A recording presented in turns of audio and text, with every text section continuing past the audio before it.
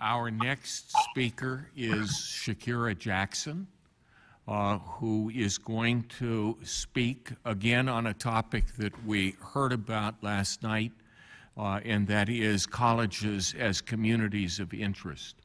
Ms. Jackson, welcome. Thank you so much for having me. So good evening, Chairman Nordenberg and members of the Commission. My name is Shakira Uni Jackson, and I am a third-year Bachelor History Political Science student and a political activist in Philadelphia. I am also the president of 3 student organizations known as the National Honor Society for Leadership and Success, Student Government Association, and Young Americans for Liberty. All of these organizations shine light to student community service and voter registration. Being a West Philadelphia native, I have made it my obligation to increase voter and civic engagement and get as many young people out to the polls as I can. I come from a very impoverished neighborhood with little resources and peers who had little to none information about the power behind voting. I am currently a Democracy Fellow for Campus Vote Project representing the University of Pittsburgh.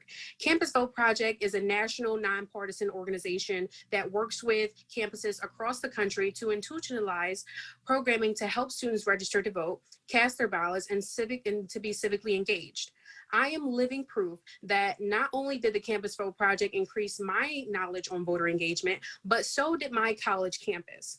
I have even been provided with resources and information on gerrymandering, what unfair behavior at the polls looks like, mail-in ballot information, and more.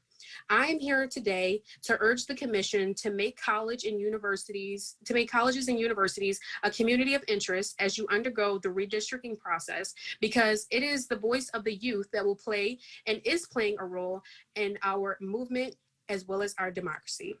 Our existing maps should not be used as a starting point in this process because of their imbalance. And let's face it, it's time for change.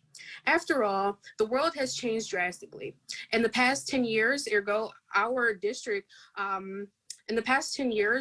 districts must reflect, as we've seen very different changes. Dr. Martin Luther King Jr. once said, "Change does not roll in on our wheels of inevitability, but comes through continuous struggle." We have learned from the past, and now it is time to move forward. And my statistics that I have seen, we have seen that college students are an important demographic. For example, politicians are being forced to adapt to the new generation, and even with things such as them getting new social media, such as TikTok, and of course, Snapchat, these are all examples of what the up-to-date and things, of course, and what our society is leading towards. Colleges are alliances, and so am I, along with many other students in the state, often feel forgotten by our state legislator.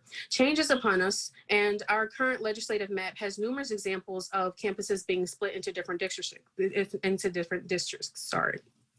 I have friends and colleagues who attend Drexel University and Thomas Jefferson University, and there is a pattern demonstrated on these 2 college campuses along with many other campuses.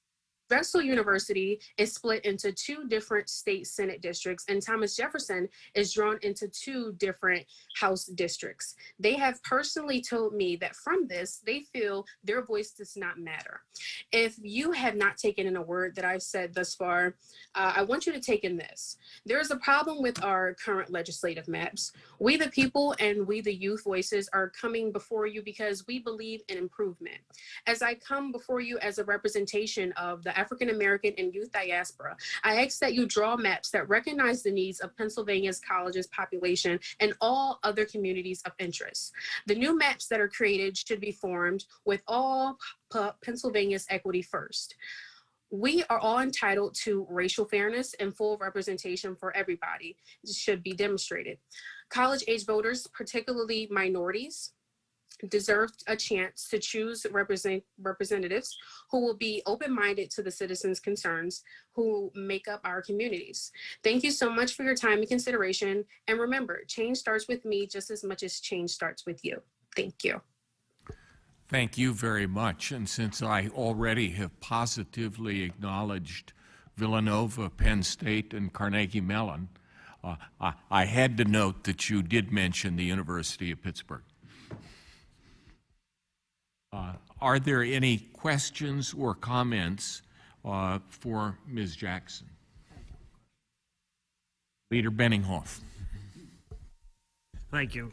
Thank you, Ms. Jackson, for your testimony and your energy. You can see you're very engaged and you care a lot about this. You mentioned the colleges as being communities of interest. There's been a lot of dialogue today regarding quartered living and whether or not students should be counted where they apply for school, or their parents may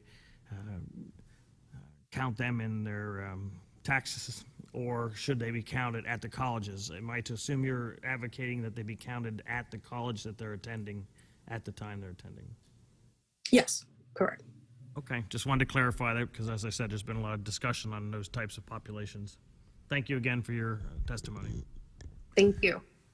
One item of personal interest that I can recall from last evening is a witness testifying that there was a line crossing the Penn State campus that had 1/3 of a residence hall in one district and 2/3 of that same residence hall in another district. We were only happy that it was Leader Benninghoff who had 2/3 of that residence hall.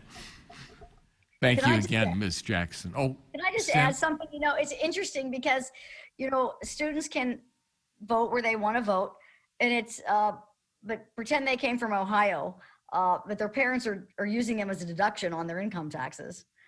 Yet they are living here and voting here. Just. Thank you, Senator Ward.